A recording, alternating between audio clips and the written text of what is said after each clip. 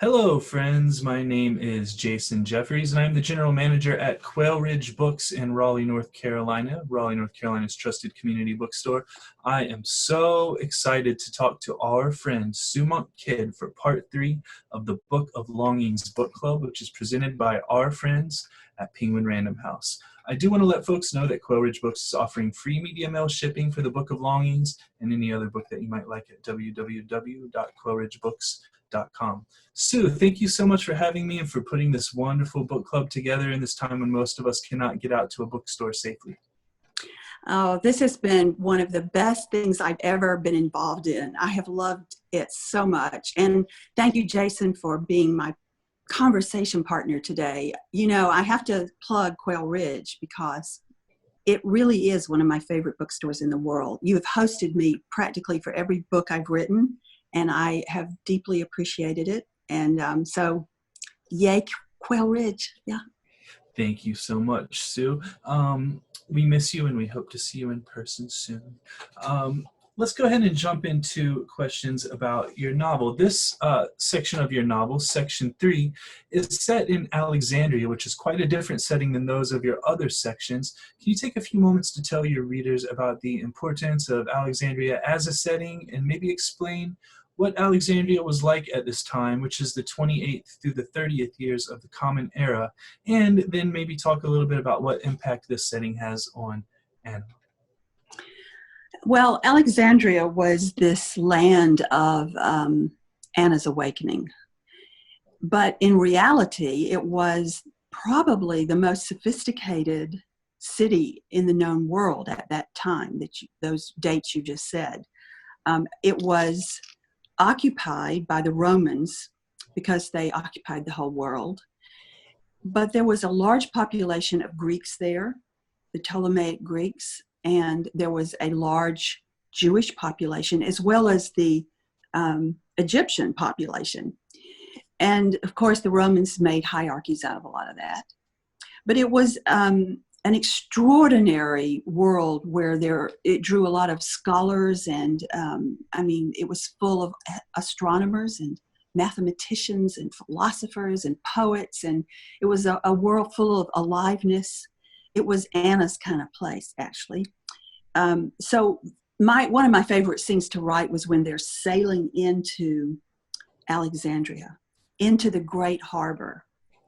And there is the lighthouse, one of the 7 wonders of the world, which I had a lot of fun researching. It was amazing. I mean, it was these bronze plates up there with a fire that you could see forever.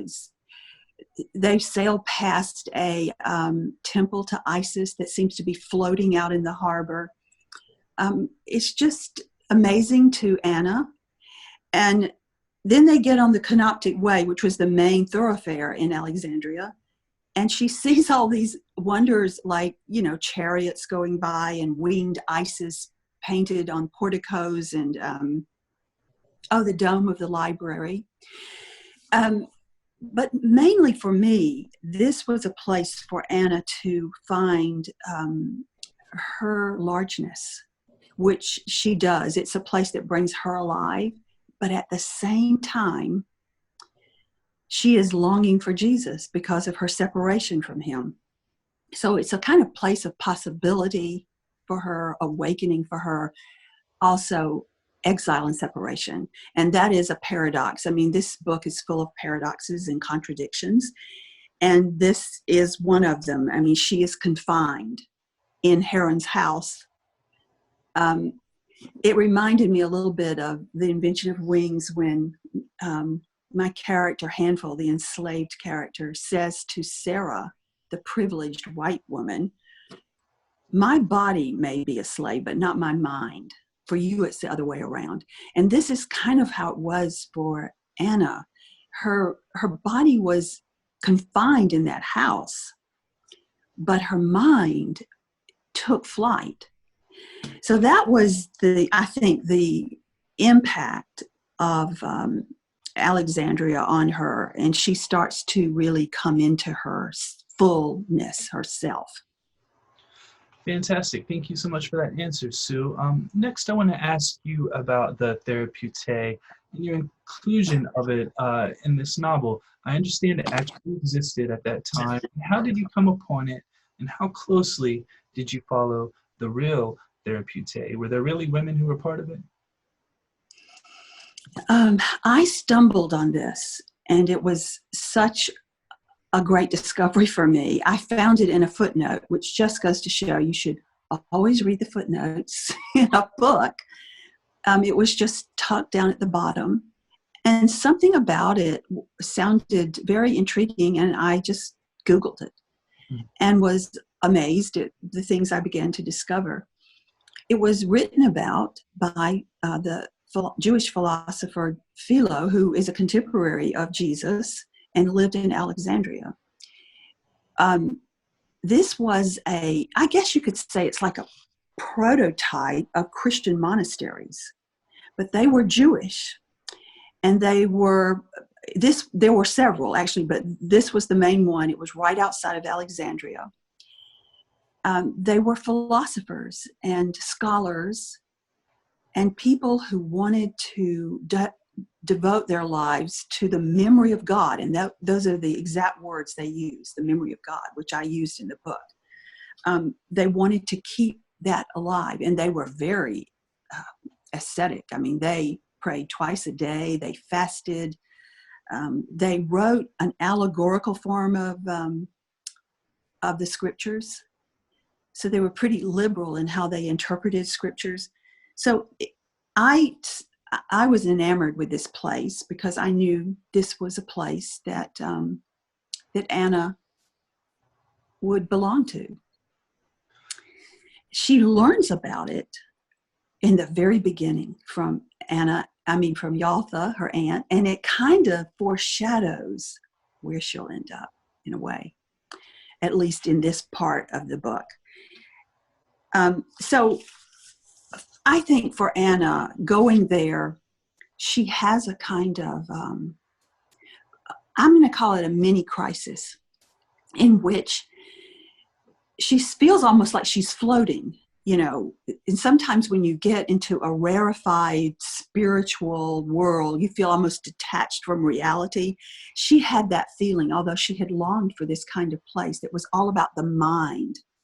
And I'm very big on grounding this kind of thing. So I had her keep the donkeys and the animals, and so she's kind of elbow deep in manure and animal feed and grooming animals, taking care of them, that grounded her in the physicality of her world. So she began to see that it's all really spiritual, that there's no difference, that the world itself can be filled with a sacredness. Now, that was part of her lesson being there, I think. But mainly, she got to write to her heart's content. And, she wrote her opus there, which we'll get to. But it was a place of quiet. It was a place that I followed very closely. You would be probably surprised at how much of what is in the book was in fact what happened there. Those 49-day feast and rituals were for real. I mean, they were teetotalers, but they would become almost described as drunk with the Spirit of God. And they would do this by singing themselves into it. And they would dance, and they would have a banquet, and they would eat. And the men were on one side and the women were on the other, and they would do antiphonal singing. I mean, I copied so much of that in the book. And a lot of it, there is a book about this, a big, wonderful book that you can, what I'm going to do? I'm going to put a lot of these books on Instagram for people. So stay tuned, and I'll refer to them there so you can, if you're interested. Absolutely. Thank you so much, Sue. I know that readers will appreciate it, as it was a fascinating location for me, and I'm sure it was for everyone else as well. You referred to this a moment ago. Let's talk about The Thunder, Perfect Mind. This is based on a real document. Why did you include it? And is there a link between Jesus' nickname for Anna, Little Thunder, in this document? I I'm going to start at the end of that question. I only discovered this link in the aftermath, which is something I tend to do. When I wrote The Secret Life of Bees, for instance, I didn't have a conscious idea in the beginning that the hive of a bee was symbolic and metaphoric of this community of women. I did it instinctively. And then in the midst of it, I discover what I'm doing. It's kind of like that sometimes for novelists, well, for this novelist. So I gave her this nickname, Little Thunder, without ever thinking about this particular document, The Thunder Perfect Mind.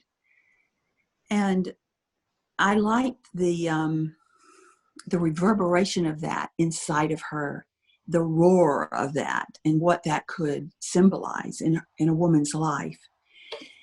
And then later, I realized that I needed Anna to have her own particular opus, her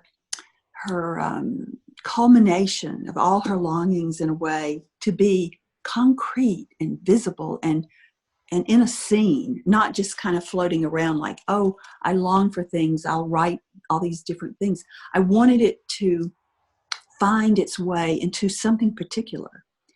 And my mind went immediately to The Thunder Perfect Mind.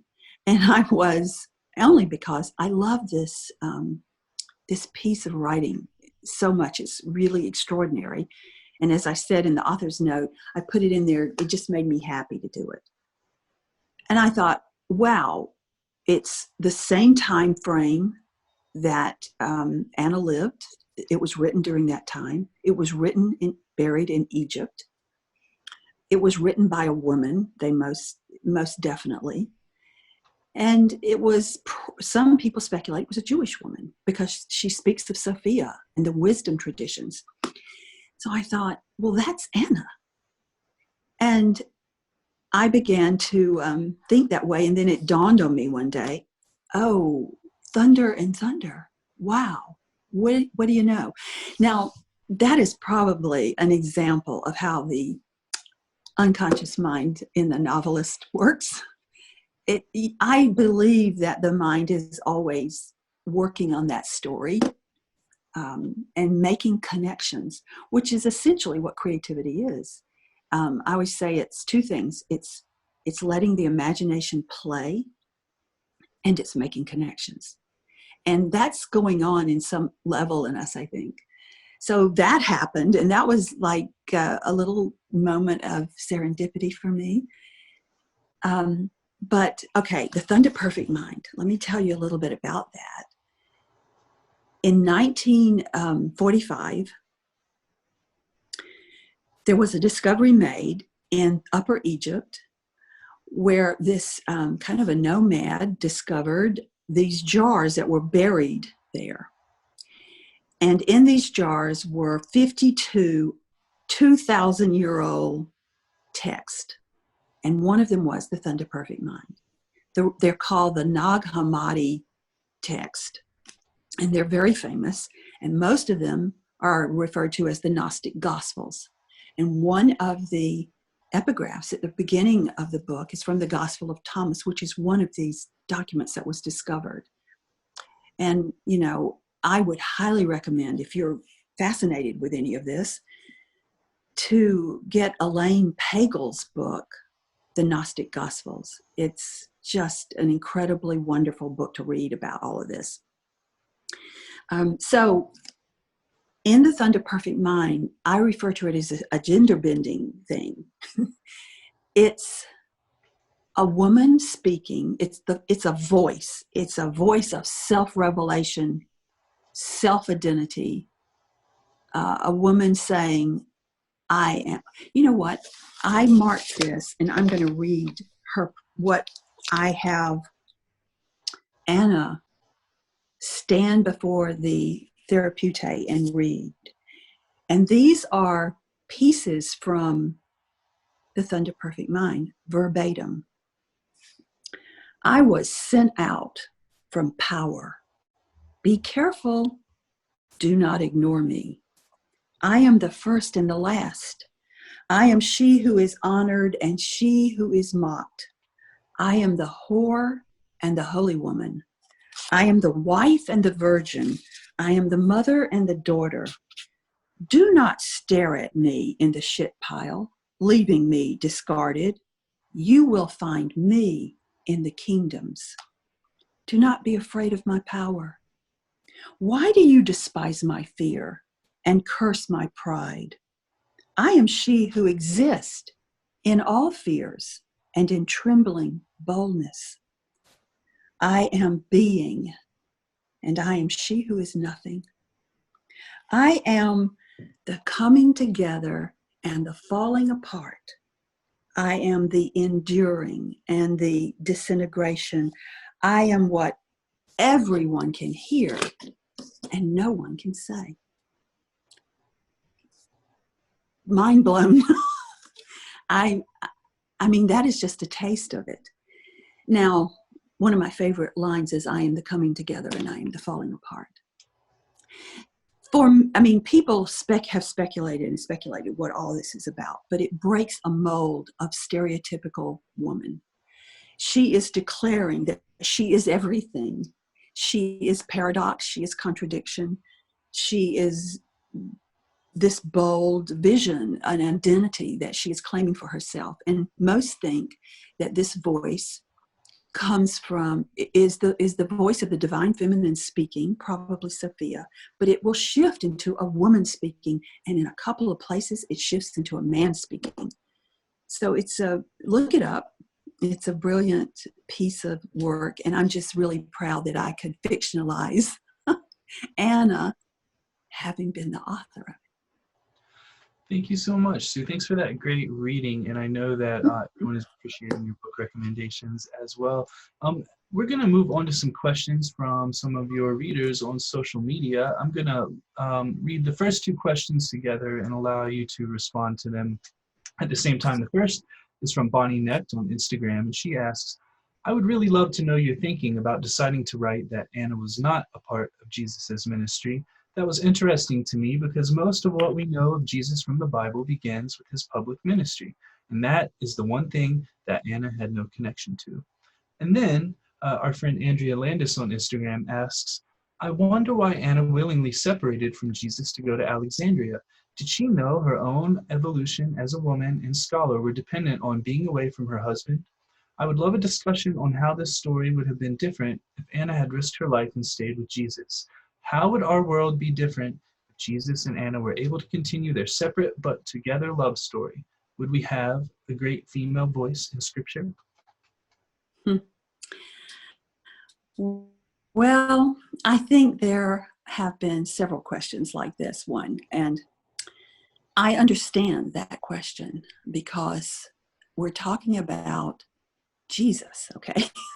We're talking about the man, Jesus.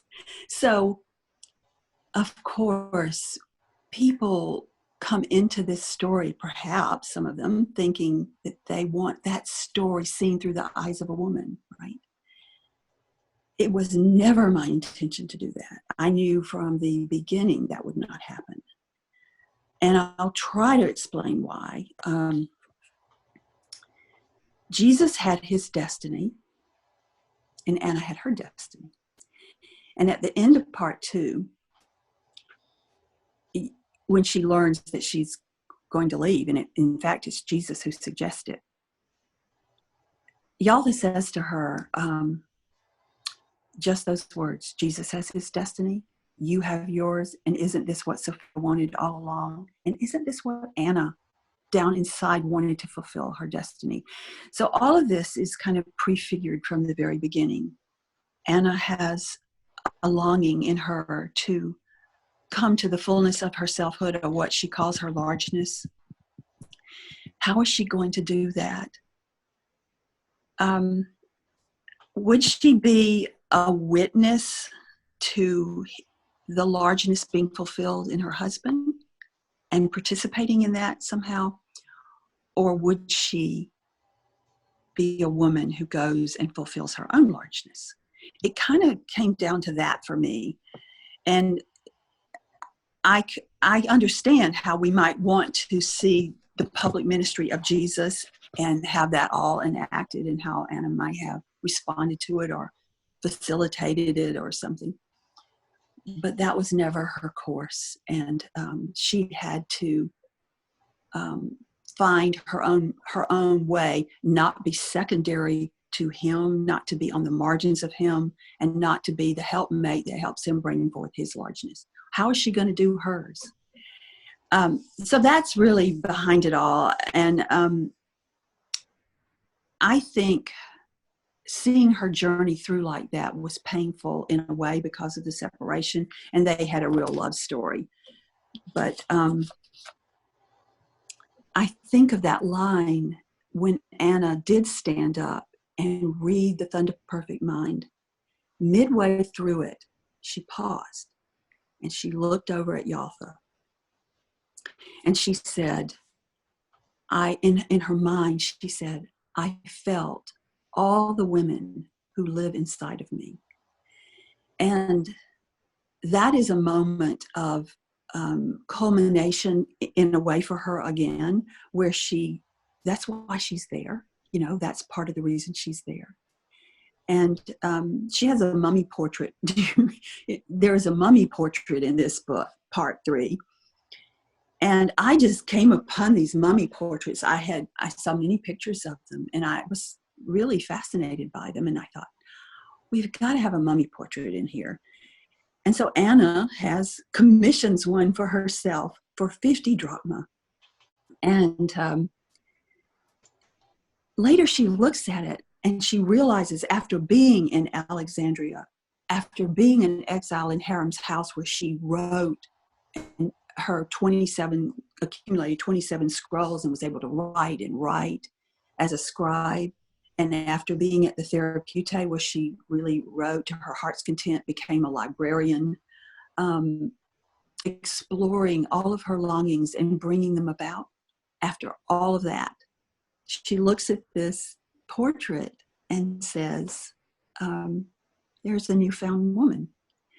That's why she went away. And separation in my novels happens every time, I realize. I didn't do it consciously, again. Lily goes away in The Secret Life of Bees. You know, there's a saying, I'm trying to think who said this. Maybe I'll think of it in a minute. He said, there are only 2 plots in American literature. A stranger comes to town, or somebody goes on a trip. And I always have my characters going on a trip. Lily went away in The Secret Life of Bees. Sarah went away in The Invention of Wings. Jessie went away in The Mermaid Chair. They all had to leave their place, their ordinary world, and take an adventure. And so does Anna. And that, in many ways, is a female way of writing about women, I think. So hopefully that answers the question, at least of my motivation and reason for that.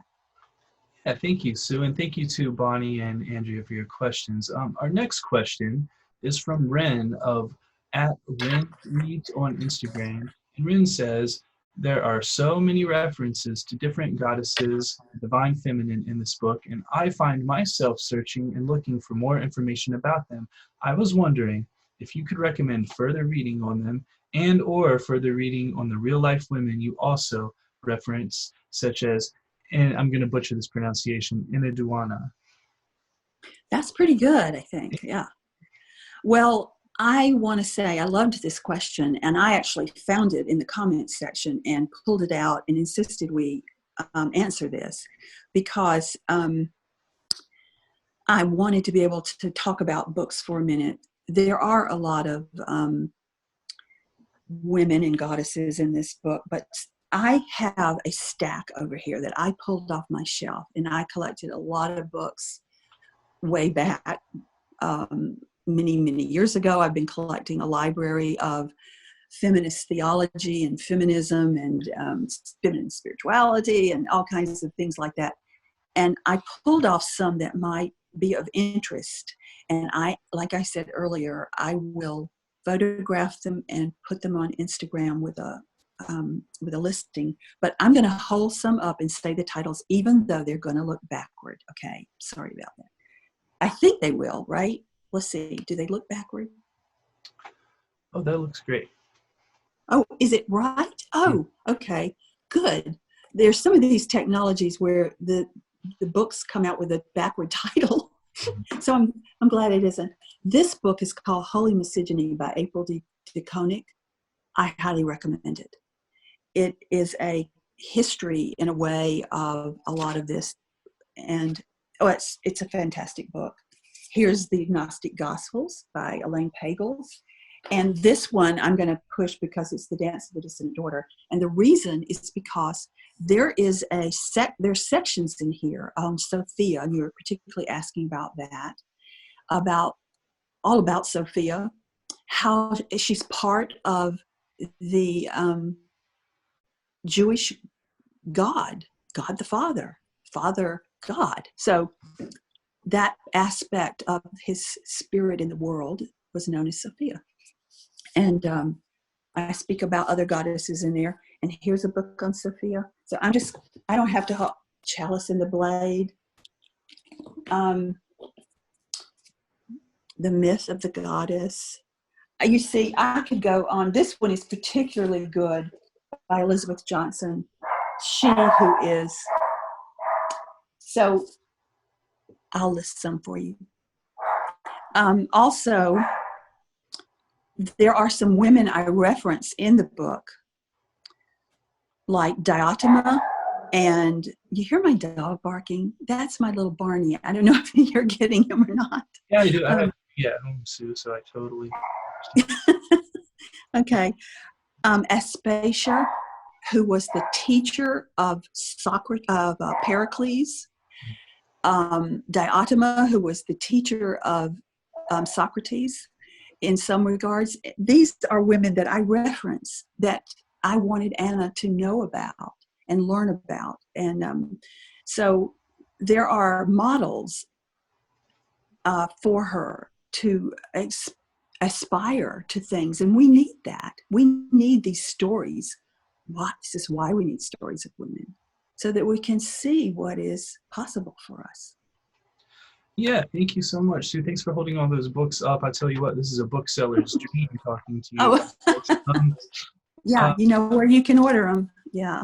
Yeah, as a reminder, www.quailridgebooks. You can get free media mail shipping.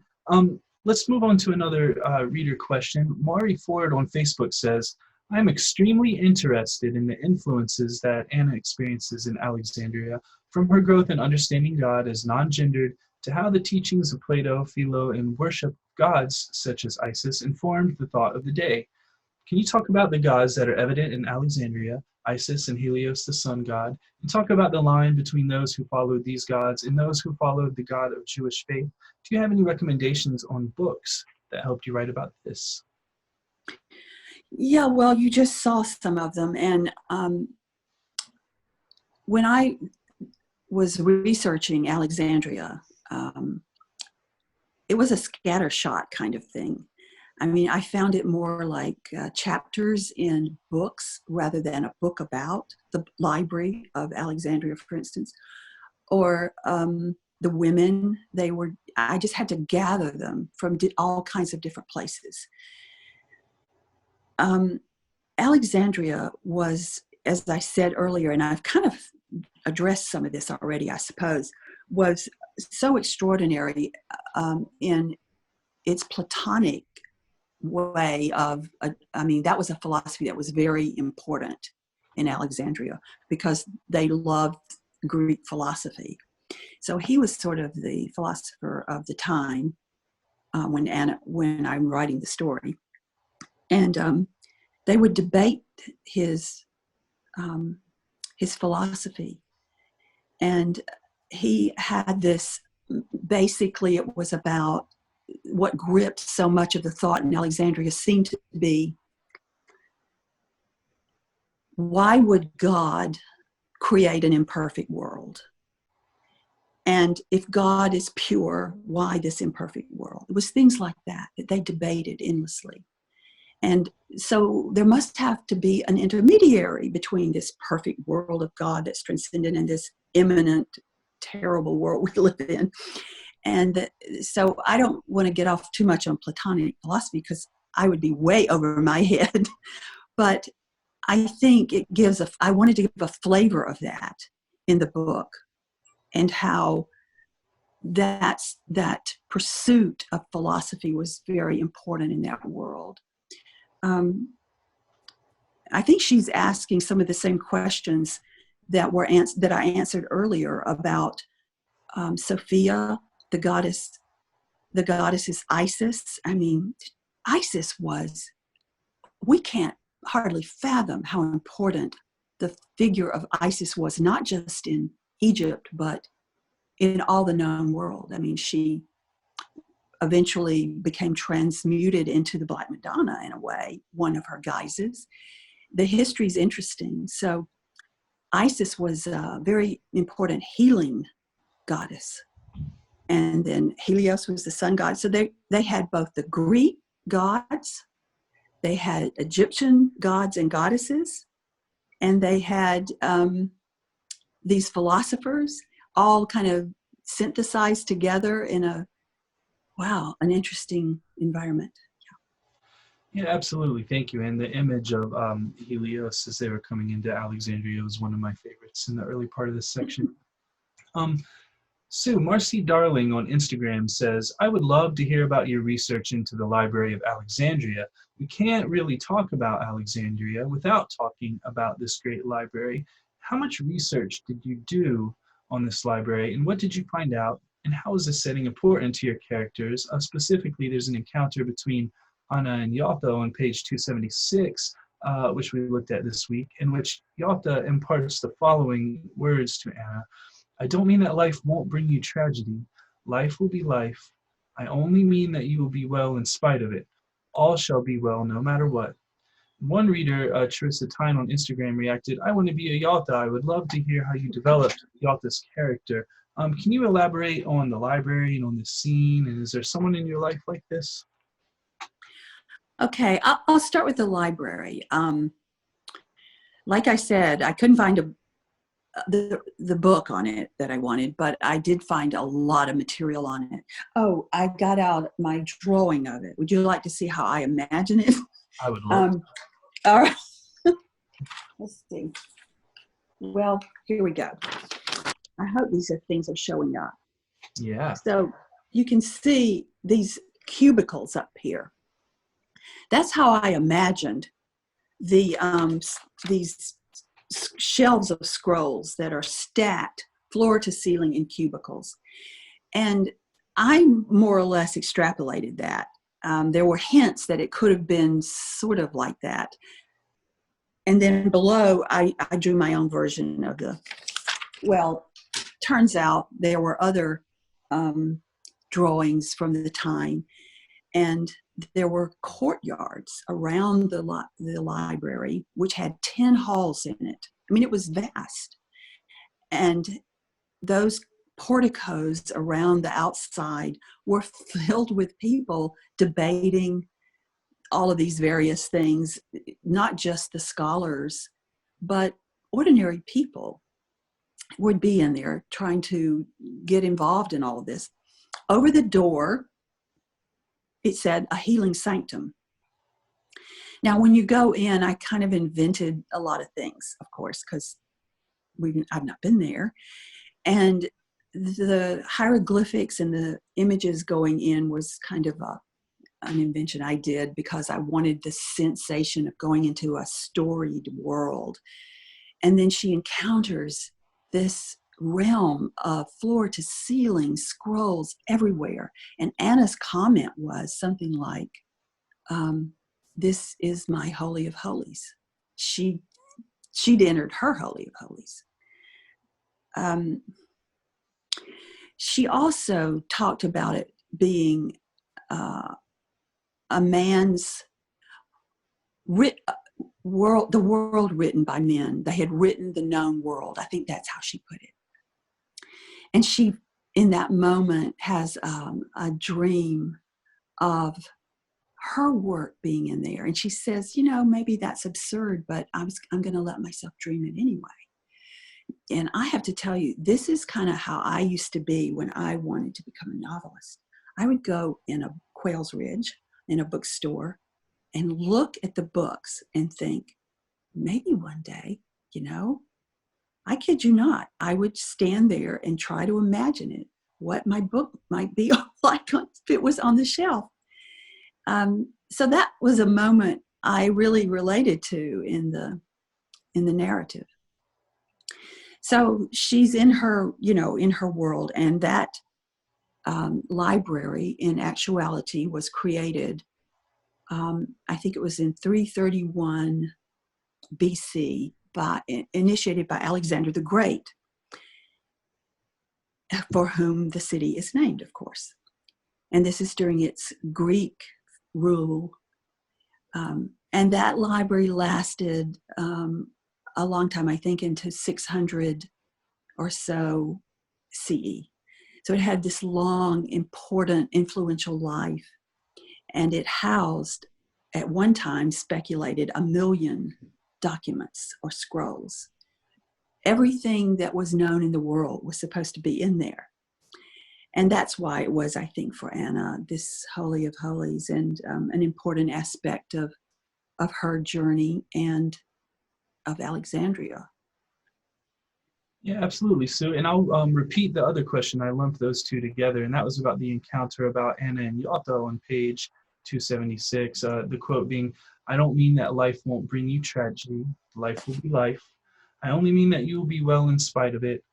All shall be well, no matter what." And Charissa Time, again on Instagram, said, "I wanted to be a Yatha. I'd love to hear how you developed this character. Can you elaborate on this scene? And is there someone in your life like this?" Well, I love this. I want to be a Yatha. Not I want to have a Yatha. I want to be a Yatha. So I love that. And I hope we all have one and can be one. And men can be Yathas too. This particular scene between the two of them was an important scene for me to write. Yatha has a way of just cutting through everything and being radically accepting of life. And I think that's what her phrase, life will be life, death will be death. It's not trivializing it. It's looking it in the eye and taking this approach of radical acceptance. And I can tell you from my own experience, because I've said that for a long time, is that it's very freeing. It's very, there's relief in it somehow. And I think there's wisdom in it. I found Yatha in I may have referenced this in a much more complete way in the last part 2 discussion. This is ringing a bell, but I'll just say briefly that Yatha was discovered by me in an academic paper in which that I somehow got hold of, titled Yatha, an early feminist in the Talmud. And she's kind of a mythological or allegorical figure of how not to do it, which is why Anna loves her and why I love her, because she, of course, trespasses everywhere. And she's fierce and she has her own way of doing it. So she was written up in a lot of little stories, anecdotes that were used to teach things like don't do what she did. So that's the origins of her. When she says, all shall be well, Anna balks at that. And I think a lot of people do if you say, all shall be well.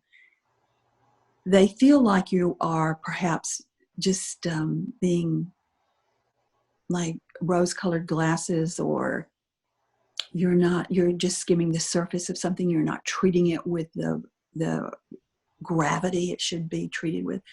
But in fact, if we look deep into that particular phrase, we can see that it's not that at all. This phrase, all shall be well, comes from Julian of Norwich, which several of you out there referenced. She said, she is an anchorite, a nun in the Christian tradition, and she said, all shall be well, and all shall be well, and all manner of things shall be well. And there's a lot of written theologically about what that meant. Yatha decided that it means that inside of us there is an inviolate place. And if we can find our way into that place, we are well no matter what happens. That is what she tries to impart to Anna. And that is the meaning of it for her. She said, it doesn't mean tragedy won't come. It means you will be okay in spite of it, because this place inside of you is a piece of Sophia herself, and you can go there and you will be well there. I think there's great wisdom in that. And that's the meaning of that encounter. And it is a life lesson for Anna, and one I'm, trying to learn. Thank you, Sue, and thank you to Charissa. I also loved the comment, I want to be a Yalta, and I can't help making the connection to your answer, Sue, to the previous question, you standing in a bookstore and you wanting to be a writer. It speaks a lot to the power of imagination and the will to life. Sue, we're going to wrap this up soon, but first, I'm hoping that you can talk about the symbolism inherent in Anna emerging from a coffin at the end of this section, and how it aligns both with the story as a whole and with the story of Jesus. Is there anything you'd like to leave readers with regarding this image, and maybe for the next and last section of this book club? Yes, that story of how she leaves the Therapeutic and makes her escape in a coffin was one I thought, am I really going to write that? And the reason I decided to do it, there's a precedent for it. I discovered in my research that a priest during the siege of the Romans on Jerusalem in 70 AD, this priest made his escape in a coffin. Now, it's written, I don't know if that's for real, but it was an anecdote that was passed down. So it came back to me because I needed to get her out of there, and it needed to be, in my mind, a rather dramatic leaving. And then I thought of this coffin. I think it symbolized, at least in my mind, a touchstone with the death and rebirth story of Jesus. The life, death, rebirth cycle that is at the heart of so much of spirituality and of life itself. I mean, just the natural world. It's all about that. Everything's, the seed dies and becomes a plant, and blooms and dies. So we can see this over and over again. And in life, in nature, and in spirituality, it's a great metaphor. I wanted there to be touchstones of her life paralleling him in some ways. She also has a baptism. In fact, I will throw this out there. Someone pointed out to me that every one of my main characters in all my novels have a baptism. And I thought, what? I went back and looked, and lo and behold, they were right. Every one of them have a baptism. And you can, if you read them, you can go back and find them. I won't go into it, but so this is a thing I do, apparently. And so Anna is baptized as Jesus is. Anna has a birth that is in some ways unique. she is this girl that Lilith affects, who grows up to be this genius girl, this gifted girl who her parents create a little story around it that her gift belonged to some baby boy that God missed. And two, she's like Jesus. She's what is called a mamzer in the book, which is the actual phrase they use to describe those who are kind of outcast in some way, who have something that is not quite right with the culture.